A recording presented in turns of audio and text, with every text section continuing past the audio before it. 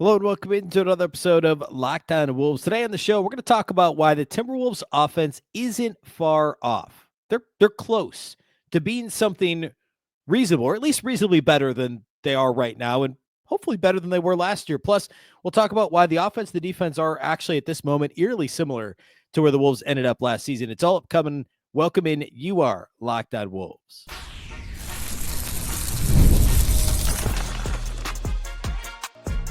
You are Locked On Timberwolves, your daily Minnesota Timberwolves podcast. Part of the Locked On Podcast Network, your team every day.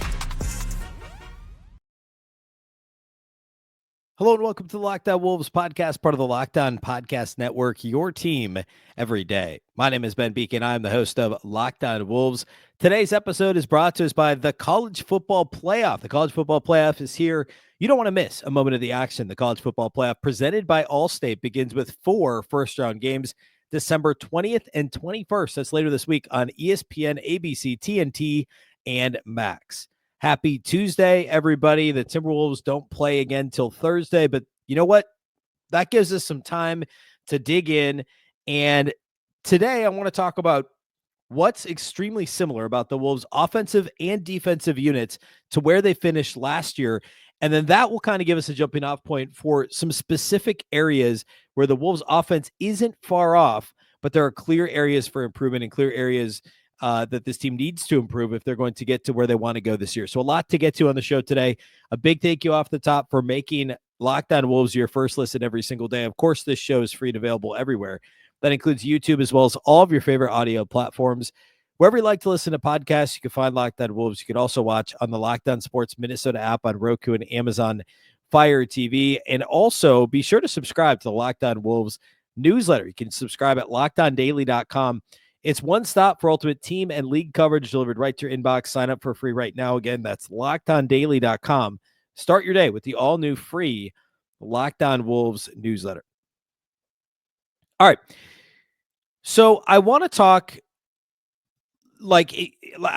offensive unit and defensive unit both, and what's so I'm going to keep saying eerily similar between this year and where the Wolves finished last year. And what really struck me with this was I went over to Cleaning the Glass, which if you're a regular listener, I'm over there a lot. I think it's kind of, for my money, the best place to kind of get a really good kind of cross section of every team in the league and be able to track easily over past seasons, the historical data, and, filter by date range and all that good stuff.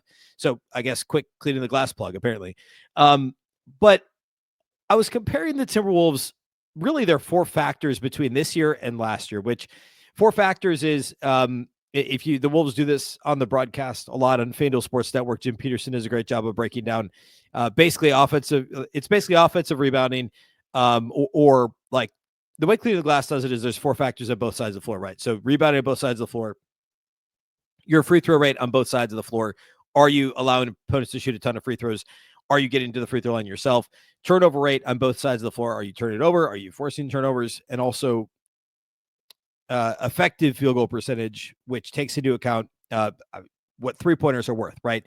So it weights the instead of just raw field goal percentage, effective field goal percentage is more helpful because it takes into account that a 3-point shot is worth 50% more than a 2-point shot, right? Which obviously matters. So last season, the Timberwolves, of course, had the league's number 1 defense by a lot. It wasn't close. It was like by 2.6 points per 100 possessions, which is a really significant margin. This year, they're all the way up to 3rd. As recently as like 3 weeks ago, they were really middle of the pack. And as I was digging into this, it became very clear quickly how dominant they've been. Like, obviously, during this winning streak, but not just during this winning streak. If you go back just a little bit further, they've been number 1 in effective field goal percentage and defensive rating league-wide for a month now. Like, go back to November 18th, which I think was actually before their 4-game losing streak, like literally a month ago. And they're number 1 in defensive rating, and they're number 1 in effective field goal percentage. And effective field goal percentage is what's driving the Timberwolves' strong defensive rating to this point. Again, they're first. Last year they were first in points per possession, points per 100 possessions on defense. the best defensive rate in the league. They were also first in opponent effective field goal percentage.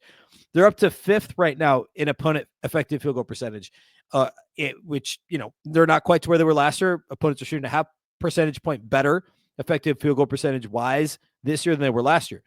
Turnover rate is almost identical in terms of where they rank league wide. Teams are turning the ball over more, so the percentage is a lot higher, but their ranking is 4th in the league. Last year was 5th when it was all said and done. Their defensive rebound rate, or on cleaning the glass, is the percentage of offensive rebounds the opponent gets. They're 10th in the league. They were 10th in the league last year. Identical. The only thing that's significantly different on defense is that they're fouling a lot less. They're 6th in the league in defensive free throw rate. Opponents are only making 17.3 free throws per 100 field goal attempts. That's their free throw rate. Better than last year. They were 15th last year, which was by far their biggest issue was free throw rate. Now, that fluctuates. I'm a believer in that more than anything else. Really kind of going in streaks, I guess, is there's not really a better way of saying it. I think teams can get really foul happy if they decide to play really aggressively. Guys will get in funks, like we've seen Jaden McDaniels like early this season. He couldn't stop fouling. Been a lot better lately. We've seen that in the past with Karl Anthony Towns. There aren't really many other guys, individuals on the team that it feels like they're always in foul trouble. Besides Jaden, really, like he's the guy. Rudy's not often in foul trouble. Ant is every now and again, but they don't have a lot of super foul prone guys on their team, and they're 6th in the league in opponent free throw rate. So that plus an improving opponent effective field goal percentage is raising the overall level of the defense. And 6 out of the last 7 opponents have scored 92 or fewer points against the Wolves, which is just nuts. And now they're 3rd in the league in defensive rating, just like that. And again, almost identical. Top 5 effective field goal percentage, top 5 turnover percentage, identical defensive rebound rate as last year in terms of league ranking, but they're 6th in free throw rate instead of 15th, and that is helping to drive that. On the other side of the floor, offensively, I want to dig in a bit more on this in the next segment, but the snapshot here is the turnover rate is almost identical. They turn it over. It feels like they're turning it over way too much. They are. It's the same as last year, basically. The percentage is actually 1.5 higher, which is not insignificant. But they're 22nd in the league in turnover rate right now. They're actually 23rd at the end of the season last year, offensively. They also don't offensive rebound the ball. They're 20th in the league in offensive rebound rate. They finished last year 21st. So their offensive turnover rate, their offensive rebound rate, their defensive turnover rate, and their defensive rebound rate are all within one ranking spot, if you will, or spot in the league-wide rankings to where they finished last year. Almost completely identical when factoring in where they rank among the rest of the league. So turnovers and rebounding on both ends of the floor. The biggest difference is free throw rate on both sides of the floor. We already established on defense, they're fouling a lot less, which is a really good thing. On offense, they're getting to the line a lot less, which is a bad thing. Last season, they were 8th in the league in offensive free throw rate, according to Cleaning the Glass. They made 21.1 free throws per 100 field goal attempts. This year, that's down to just 19.7, which, yeah, that's less than a half free throw per 100 field goal attempts, which, adds up, right? Call it a half point per game. But as to where that ranks league-wide, which I think is more valuable because there's trends, right? Like how the NBA actually officiates games, how teams are playing. I think it's valuable to see where they rank in the league. Last year, they finished 8th in offensive free throw rate. This year, they are 16th. So they flipped that. The offense got worse. The defense got better in that same category. And then in terms of effective field goal percentage, which I want to spend a lot more time on, basically the whole next segment on that, the Timberwolves are almost 2 full points worse effective field goal percentage this year. They're just 15th in the league, which would be their worst mark going back to the pre-Chris Finch era. Like for all the wringing of the hands about Chris Finch's offenses, which frankly they should be better, they've never finished lower than 11th in effective field goal percentages in offense. The biggest issue has been the turnovers. Ever since Anthony Edwards got the keys 3 years ago. And I'm not blaming Ant. That's just kind of like if we want to look at the different eras, right? Finch takes over in 2021. The 21-22 season was Ant obviously was a rookie. But you have, that's the Jared Vanderbilt season, the Patrick Beverley season, just a different playing style. but they were 11th effective field goal percentage, and they turned it over less than they have the last 3 years. And it was also the 7th-ranked offense in the league. But effective field goal percentage is the biggest culprit right now. They're 15th in the league in effective field goal percentage, and that's just not a path to success, or at least not the level of success that the Wolves should be striving for. So I want to dig in on that a bit. Shot selection as a team, why the Wolves' effective field goal percentage is as low as it is, and why there could be some hope here on the horizon. So I want to dig into that here next.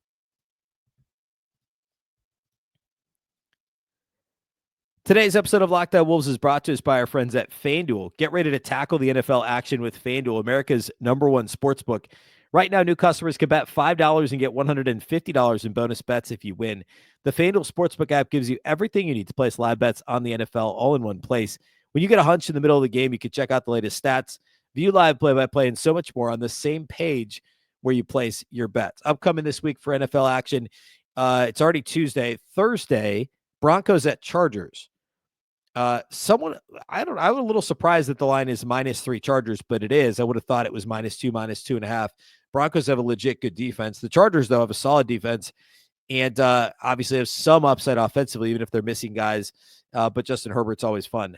So Chargers -3 at home against the Broncos on Thursday night.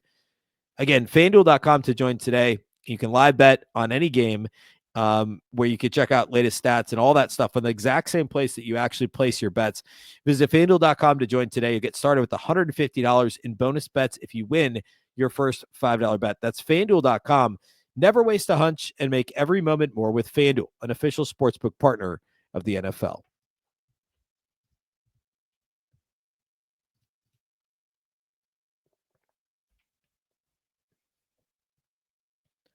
All right. I want to dig in a bit on effective field goal percentage. Well, actually, let me take a half step back. So I want to reiterate the point that I was making toward the end of the first segment, which is the offense, like we've established the defense is the same, except for opponents are shooting a little bit better. We're seeing that improve dramatically. Rudy's played better. There's a lot of reasons for it that we have talked about. But the defense is getting back closer to where it was last year. The biggest issue is still the non-Rudy minutes defensively, but those are continuing to improve. If they can continue to improve that free throw rate and continue to drive opponent effective field goal percentage down, they're already back to the top 3 defense level, which before the season I said, look, it's hard to be the best defense in the league twice in a row, especially to the level of dominance that they had last year.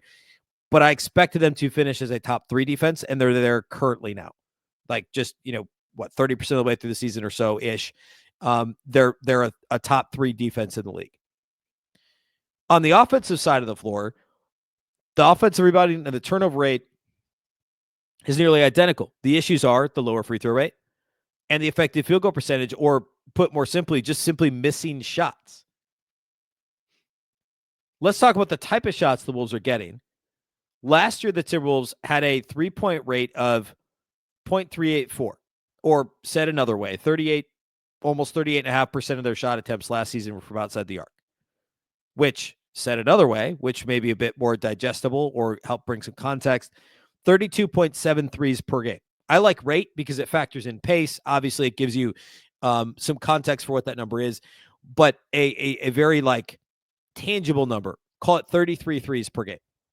This season, they're shooting 43s per game, or if you want to talk about 3-point rate, 46.9%, so 47%. Nearly half of the Timberwolves' field goal attempts this season are coming from outside the arc. Which, if you had told 12, 15 year ago, Ben, that this news, as I'm watching Kurt Rambis coach Timberwolves teams and, Sam Mitchell coach Timberwolves teams and Flip Saunders coach Timberwolves teams, the more recent Flip Saunders coach Timberwolves teams, that they would be shooting 43s a game and nearly half their shots would be coming from outside the arc, I would have told you, you're crazy. That's a dream. It's not happening. Well, they're there now. They're doing it. However, they're not making enough of them quite yet. Last year, they shot almost 39% from outside the arc, 38.7%, which, according to Cleaning the Glass, was actually this is actually the Basketball Reference number. I don't have the Cleaning the Glass one handy. Cleaning the Glass would have said they were ranked first. Remember, Cleaning the Glass filters out end of quarter heaves. It factors out garbage time. The raw team field goal percentage, 3-point percentage number on Basketball Reference was 3rd in the league. But no matter how you slice it and dice it, it was top 3. This year, they're 37.1%. So 1.6 points worse, and they're just 13th in the league. So they're shooting 7 more per game, but they're 10 spots lower in the league ranking. And I don't think the quality of shot is that much worse. The average distance is going to be a little bit deeper. They're taking more deep threes. Ant, DiVincenzo, guys are shooting from really deep. But I don't feel like they're just jacking threes to jack threes. They're generating mostly open shots. The shot selection itself has been pretty good. They obviously go through stretches where, hey, this is a quick three and it's not super open. But, I mean, that just happened last game when they ended up winning against the Spurs.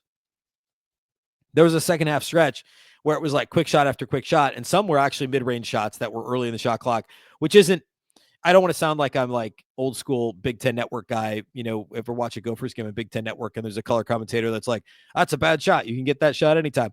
That's not what I'm saying, because first of all, that's not always true. Second of all, sometimes the best shot is the wide open shot at the start of the shot clock, right? Like, especially if it's in transition. It's like in baseball when somebody swings at the first pitch and someone gets mad and it's like, well, maybe that's the best pitch of the at-bat, right? If it's right down the middle, it's probably the best pitch of the at-bat. I digress. But my point is, if it's a Julius Randle contested 2 from 14 feet with 19 seconds on the shot clock, they can probably do better than that, right? The point is, they've got a bunch of guys that are just simply missing shots that they made last season or they made throughout their careers. And eventually, I know I've been saying this since like week 1, but these percentages should bounce back. Like DiVincenzo is the most obvious example. The dude last season was 3rd in the entire NBA in 3-point attempts and 3-point makes, just raw attempts and makes, behind only Steph Curry and Luka Doncic. That's fantastic company. You want to talk percentage? He was 40.1%. 2 years ago, he was 39.7%. So the 2 seasons prior to coming to Minnesota, he was shooting over 7 threes per game, and he was exactly 40% from the field. He was basically 3 for 7 every game. This season, he's 2 for 6.5. The volume's obviously down because he's playing less minutes, but he's shooting under 32% from 3. And yeah, maybe that's impacting. I certainly would buy that that's impacting his rhythm, whatever. But he's shooting a career low if you take out his rookie season when he only played 15 minutes a game for 27 contests for the Bucks. Throw that out and he's shooting a career low. The dude hasn't shot, he shot below league average once since his second season in the league. Otherwise, he's 38%, he's 40%, he's 40%. And now this year he's 32%, we'll call it. That should move the other direction. Mike Conley is perhaps the more alarming example because he's actually 37 and there could be like, we know he's got a wrist issue that keeps, it's not going away, which feels like it's impacting his floaters and his lobs more than it is his 3-point shot. But I say that and he's only, air quotes, 36.6% from 3, which is right in line with league average. But he was 44% last year. Year before that, he was 38.5%. Year before that, he was 41. Year before that, he was 41. He hasn't been below league average since 2017-18. And that was the only year going all the way back to like 2012 that Mike Conley was below league average from 3. And he's hovering around that mark right now. He's shooting almost 8 points worse from outside the arc this season than he was last year, and he's shooting the exact same number of attempts per game. That number should come up a little bit. Naz Reid, last season, I was a little worried that it could be an outlier, and at the moment, it looks like it might be, but he was 41.5% from 3, 41.4% from 3 last year. Prior to that, he was between 34 and 35% the 3 years prior to that. This year, he's shooting 35, which should be the basically tied for the second best mark of his career. It's just it's 6.5 points lower, percentage points lower than it was last year when he won 6th Man of the Year. So while his minutes are up slightly, his 3-point makes are down by a half 3-pointer per game, which basically accounts for the difference in his points per game. It's not quite that simple, but all the numbers are pretty similar. He's just making less threes. And so he's averaging 1.3 less points per game than he did last year when he won 6th Man of the Year. Was last year the outlier? Or is there going to be a bounce back for Naz Reid or a progression to the mean, if you will, when it comes to Naz's, even his career average? He's now at 37% for his career. He's 35% this year from outside the arc. Those are the 3 obvious ones. And in terms of volume, the three that I would say matter the most, Jaden's down a little bit, but he was down last year too. But DiVincenzo, Conley, and Reid are the three guys you got to believe that 3-point shot at some point should move in a different direction. And by different, I mean a better direction. So is it as simple as that? If they just make their open threes, is this offense at least to where it was last year? Because remember, it's not like they were gangbusters last year. But if you look at cleaning the glass, last season, this team did finish 16th in offense, which when you have a dominant number one defense, that'll play, and it played all the way to the conference finals. Obviously, it's a different game in the playoffs, and that's a conversation we can solve down the road. Right now, we're talking about can they sustain their success, which is almost entirely driven by the defense right now. I mean, the offense is 4 points worse per 100 possessions right now than it finished last season. If they just made those threes, that's going to make a huge difference. The other factor we talked about is free throw rate. And this is where we could talk a little more shot selection specifically, not just threes. Threes are up, free throws are down. The easy answer is they're just shooting the ball less at the rim. But it's not just that. They're just not getting close enough to draw fouls is the biggest. It's the rim, but it's also the short mid-range shots. Well, I want to talk about the overall shot distribution and what's the most obvious thing to point to when it comes to that? Can it be solved in short order? We'll do that here next.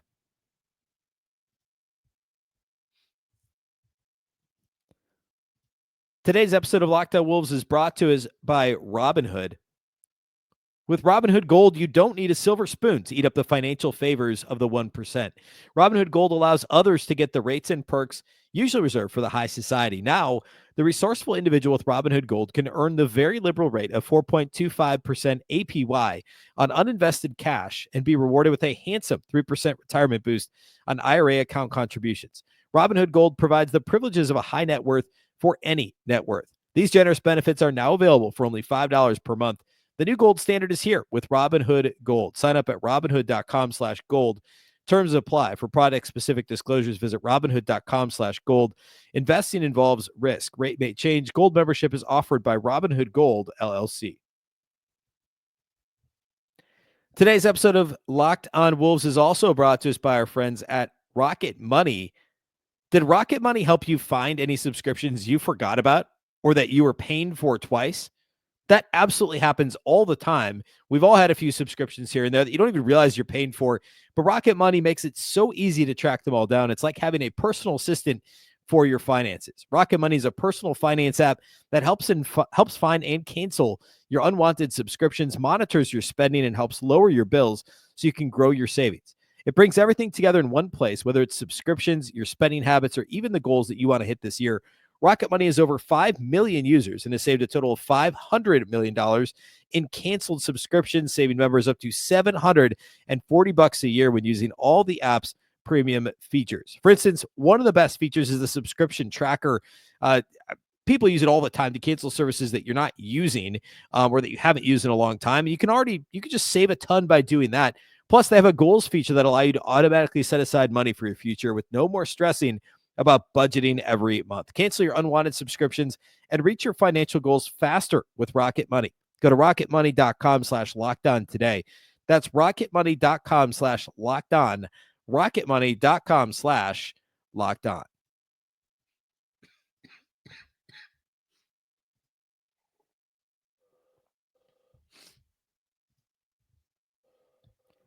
Okay, so the Timberwolves' overall shot selection. Not surprisingly, we've already established they're shooting a lot more threes. It's roughly 7 more threes per game. The 3-point rate is up significantly. We've established that. Overall, they are shooting a little bit more from mid-range, but the bigger issue is the complete lack of shots that are coming from not only at the rim, but also what Cleaning the Glass classifies as short mid-range. So within, what's the exact? I think it's within 14 feet. Yeah, within 14 feet of the rim. Okay. So quickly on the mid-range stuff, they're actually overall, they're not shooting any more mid-range shots this year than they were last year. In fact, like Ant's actually shooting less, which is a little bit surprising. we'll talk about where those shots are going here in a minute. But of late, like actually since the Wolves started playing better overall, and I'm using November 18th because I think that was the date, like right before actually their losing streak that then led into winning 6 out of 7. But it gives us like basically a 30-day, a month-long snapshot where they played poorly and then they played great. And now things have evened out a little bit. They're overall playing better, but they're actually shooting more mid-range shots now than they did in the first month of the season. First month of the season, it was like 26% of their shot, 26%, right around 26% were coming from what Cleaning the Glass classifies as mid-range, which was 22nd in the league. That's fine. Still a little bit more, well, actually, no, that's pretty in line with last year. Since then, they're closer to 28% of shots from mid-range. That's 17th. So basically middle of the pack league-wide, only slightly less than league average in terms of like the percentage of their shots that are coming from mid-range. So more than Chris Finch wants, to be sure. Now, the obvious answer there is your two highest usage offensive players, Anthony Edwards and Julius Randle, are also their highest frequency mid-range shooters.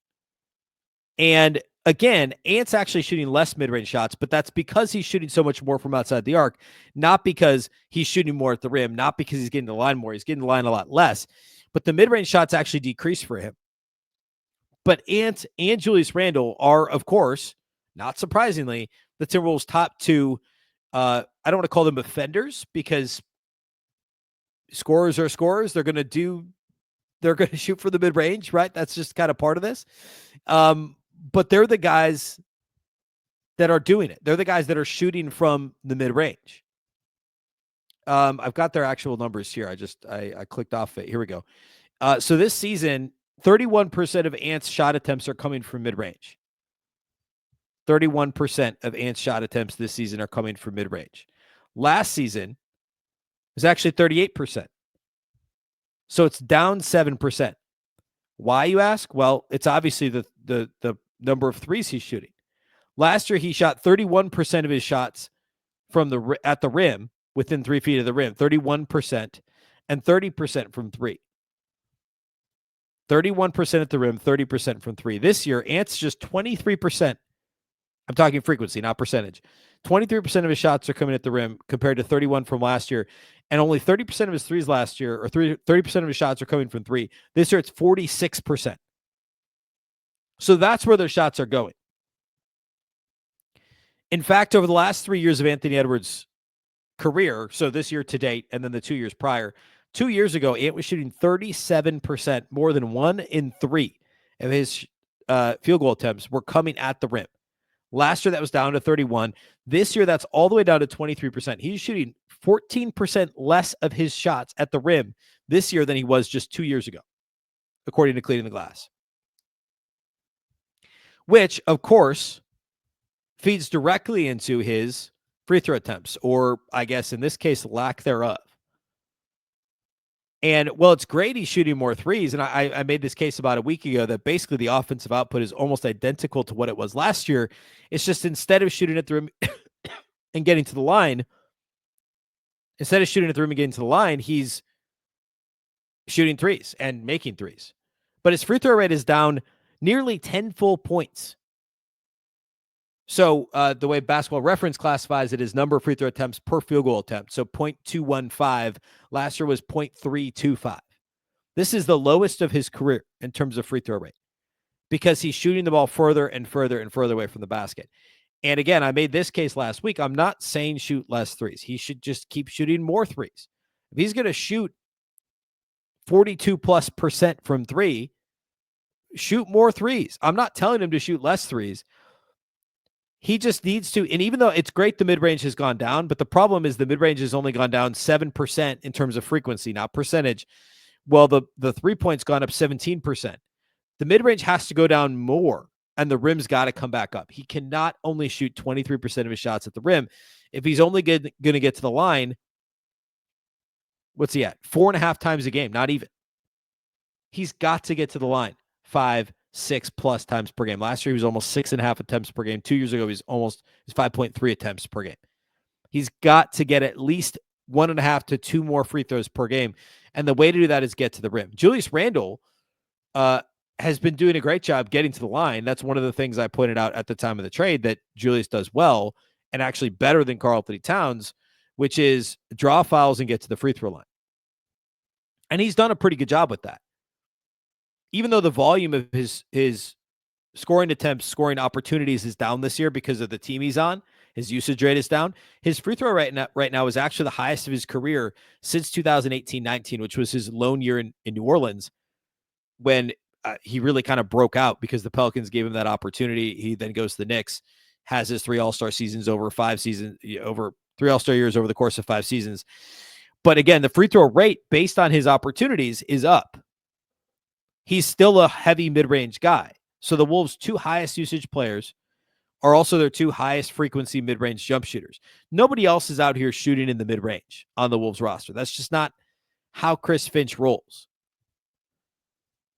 The Jaden McDaniels would be the only other one that's in that same kind of neighborhood.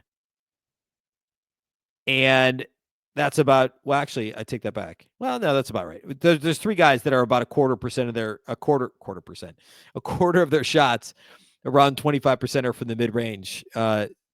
Jaden, Nikhil, Nas. Nikhil's done it a bit more here recently, which is like every time I'm a little, he's kind of teetering on like, hey, should you be shooting these shots? But all that to say, it's maybe not surprising that the Wolves' overall mid-range shots recently have come up a little bit as the offense has sputtered. The offense is sputtering. It's a little bit of a chicken or the egg situation. The offense sputters, so these guys try and make too much happen, or they do too much on their own. They try and make things happen on their own. And the offense is sputtering in part because these guys are trying to make things happen on their own. They're shooting more mid-range jumpers. They're playing more ISO ball. We're seeing less passes per game for the Wolves recently. Like, all this is true, and they got to find their way out of this. I don't want to call it a spiral. That's a little dramatic. I mean, they've won 6 out of 7, but in terms of the offense, the ball movement's got to improve. And more mid-range shots means less free throws. It also means less threes. So, grand scheme, what's the biggest difference? I'll finish where we started. They've got to make their open threes, and that would make the biggest difference. The other thing is, let's take a few of those mid-range shots and make them rim attempts. This team overall is just shooting the ball at the rim less than they shot the ball at the rim last year, period.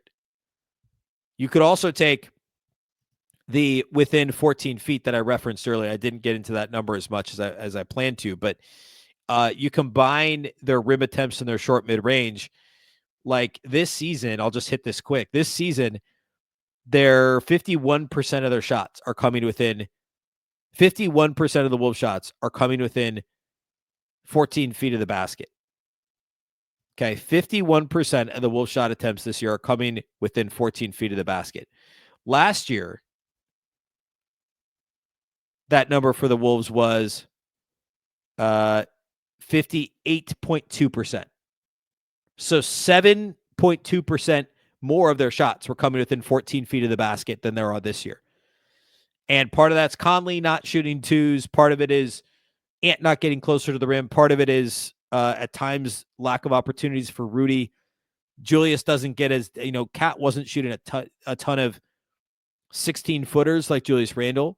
He shot some, but not a ton. Cat got to the rim more often, right? So it's a combination of all these factors that's kind of dragged down some of the upside to the Wolves offense to this point.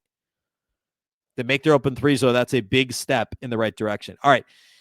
Wednesday's show, we're going to hit some power ranking discussion I didn't get to today. We'll talk about the NBA.com power rankings, my thoughts on their rankings. We'll talk about the front office article over at The Athletic, among other things. We'll do that Wednesday. Then Thursday, we'll get you ready for Wolves, Knicks, the return of Cat to Target Center on Thursday night. So we'll do that on Thursday's show. Big thank you for making Locked On Wolves your first listen every day. Of course, this show is free and available everywhere, including YouTube, as well as all of your favorite audio platforms. Wherever you like to listen to podcasts, you can find Locked On Wolves. You can also watch on the Locked On Sports Minnesota app on Roku and Amazon Fire TV. A reminder to sign up for the Locked On Wolves newsletter, a one-stop for ultimate team and league coverage delivered right to your inbox. Sign up for free now at LockedOnDaily.com. That's LockedOnDaily.com. Start your day with the all-new free Locked On Wolves newsletter. Of course, the Locked On Wolves podcast is part of the Locked On Podcast Network. The Locked On Network is your local experts on all the biggest stories. Once again, I'm Ben Beecken. This is the Locked On Wolves podcast, and we'll catch you next time.